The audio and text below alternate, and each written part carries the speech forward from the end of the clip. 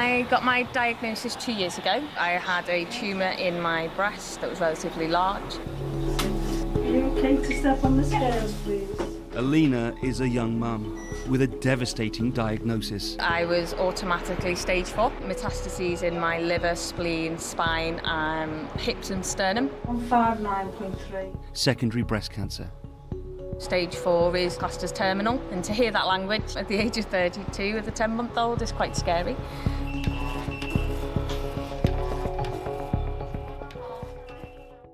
Come on, darling. With her husband on the speakerphone, Hi Andy, can you hear me? Hi, Ross. Okay. Alina is here to see breast cancer specialist Professor Carlo Palmieri. So how are you feeling? I'm feeling great. I've got an appointment for some scan results. Still got a level of anxiety for the appointment today. They also report a new bone lesion in part of the pelvis on the left. Right, okay. Secondary or metastatic breast cancers, both terms are used, is where the breast cancer is spread outside of the breast or the armpits to other sites in the body. So common sites involved are bone, liver, lung, and sometimes the brain. While primary breast cancer has good survival rates, for about 30% of patients it spreads to other parts of the body. It becomes secondary breast cancer. And that is a terminal condition. So she's had her chest done. Okay, that's all normal. It's all yeah. The Clatterbridge Cancer Centre in Liverpool is regarded as state-of-the-art. So it looks like it's all disease-related, doesn't it? Today, Carlo and specialist nurse Jo Francis We need to get her in. are worried about Anne, a long-term patient. Hello? Oh Anne, hi, morning, Carlo. Hi, Carlo. How are you? Not too good around my stomach area. Tenderness, pain, and I've also got bruising. I want to get you up into the hospital and I want to do a magnet scan of the liver. So we'll see you up here later on today, okay? Okay. Anne's condition is deteriorating Can you request the MRI liver because I don't can't know do yet. that? and she's been called in for urgent treatment. We'll catch up with her later. The aim of treatment is to prolong life, control symptoms, ensure quality of life, but unfortunately in those circumstances it's not possible to eradicate or cure the disease. You have to have one injection, then another one 2 weeks later. For Alina, every checkup is about tracking the progress of her disease. Highly specialised treatment can hold the cancer in check, potentially for years. You've just been in. How is it? It wasn't totally positive, but it wasn't horrendous either. So it's a bit deflating when you've been getting sort of positive results regularly for the last 6 months. But I'll pull my socks up and give my head a wobble and get on with it, really. The treatment here is among the best. But across the country, the Breast Cancer Now charity says in a statement, until now, patients with secondary breast cancer have felt overlooked and forgotten at an already frightening time. The minute you say stage 4, everybody gives you the sympathetic look of, oh no. And for me, the stage isn't important. It's how I'm being treated, and sometimes it does feel like, because it's not curative, people don't want to look at the other options of treatment. I have to be very proactive to feel like I'm getting the best care I possibly can, and I'm not just a statistic. Professor Palmieri and Jo Francis are amazing. They do the absolute best for me. I'm going to go and request all your bloods, Barbara. A big problem here is startlingly simple. Until now, there's been no national record of just how many patients, mostly women, have secondary breast cancer. Now, finally, the NHS will fund a scheme to get those stats in England and Wales. We're planning new treatment. And it's important stuff. I think it is a game changer because by knowing how many women are living with secondary breast cancer, we can design our services better. We know how to plan forward, how many specialist nurses we need, how to plan our chemo units. What doesn't change is that behind the numbers are people. Anne needs all the help she can get. Can I just put the fluids up for you? Yeah. After her telephone consultation, she's been rushed in. This is effectively A&E for cancer. Anne was first diagnosed with breast cancer in 2008. It spread, became secondary. She's had years of support. Today, from Phil, a clinical nurse specialist at CNS. It's a highly professional medical role, but there's more to it than that. Phil knows that at this point, Anne's needs are not simply medical. there's anything I can get for you, and I mean anything, a bacon butty, a cream cake, a newspaper, just let me know. You're a star, yeah. Clearly, Phil is special, rare too, thought to be the only male CNS in the country dedicated to secondary breast cancer, dedicated to patients like Anne. I get up and come to work to fight for people's mums, people's sisters, people's wives, people's daughters, and I have a mum, a wife, a sister, a daughter, and if they're not worth getting up and fighting for, then I don't know what is. So. You're a passionate man. Oh, I love what we do here. Yeah, very much so. Decided to give me chemotherapy. Anne is poorly. She's been admitted to the ward. After so many years living with cancer, today is tough. It's getting worse, you know, symptoms are getting worse, no doubt about it, and me breathing and things like that. Stay positive until the time comes when all these lovely people can't do anything more for me. I do feel at peace, I do feel I've accepted things. The Clatterbridge service aims to make life as normal as possible for as long as possible. And so there's this.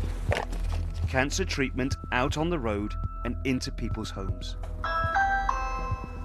Hiya Karen, you okay? Good morning. Today, Nurse Sarah is out visiting Karen. Any chest pain? No chest pain at all. Shortness of breath? No, it's very painful. Oh. Karen's case is complicated. As well as secondary breast cancer, she's also got skin cancer. Is it very painful now, Karen? Is it Yes. difficult to live with? Yeah, it's very difficult to live with because I can't move very quick. Yeah. There's no option for me to give up. I've No. got to keep fighting. Yeah. You ready, Karen? Ready. Sharp scratch coming. Well done. There are now 135 patients registered for this service. It's much better than having to be hooked up to the machine. Definitely. Used to be about 2 hours. A number that's grown over the pandemic with fewer hospital appointments. I much prefer to be at home having things done. You actually feel more in control. We get to know our patients really well. What I like of it is a lot of positivity in this room right now. Definitely. I've got to be positive because the day you stop being positive, you're on a slippery slope. So I have to remain positive.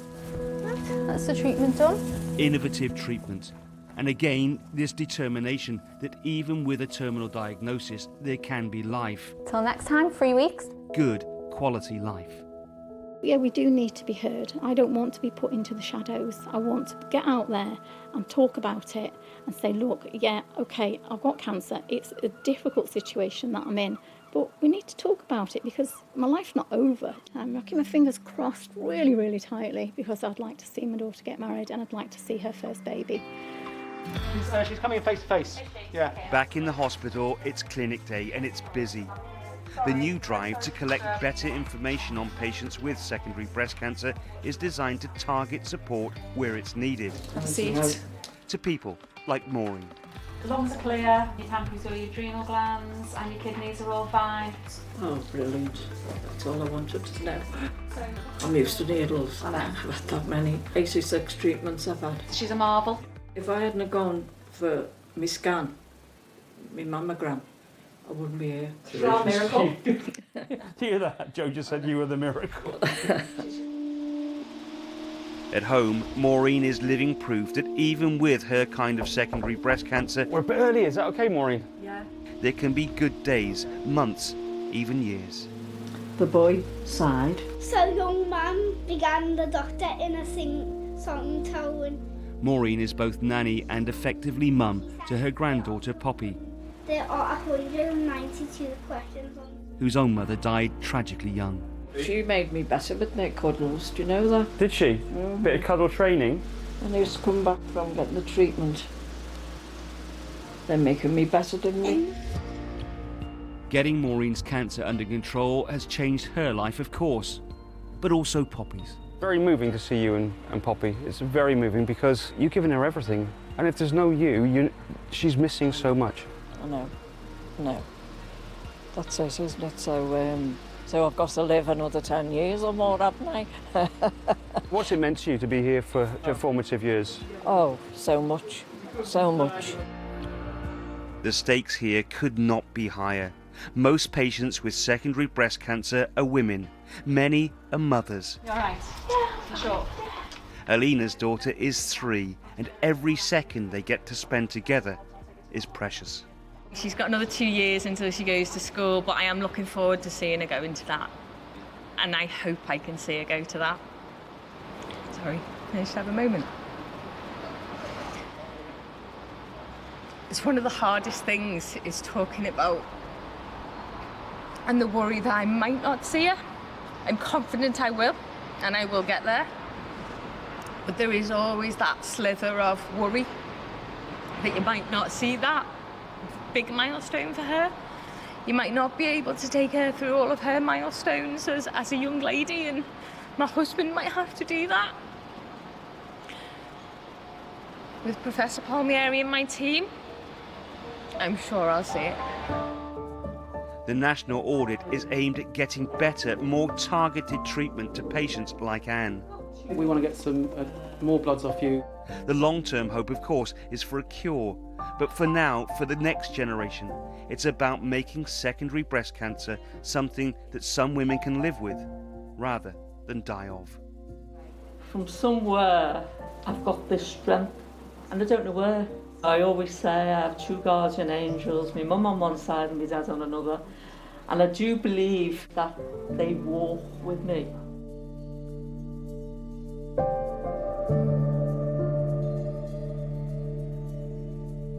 If you've been affected by any of the issues raised in this programme, there's more information at www.bbc.co.uk/actionline.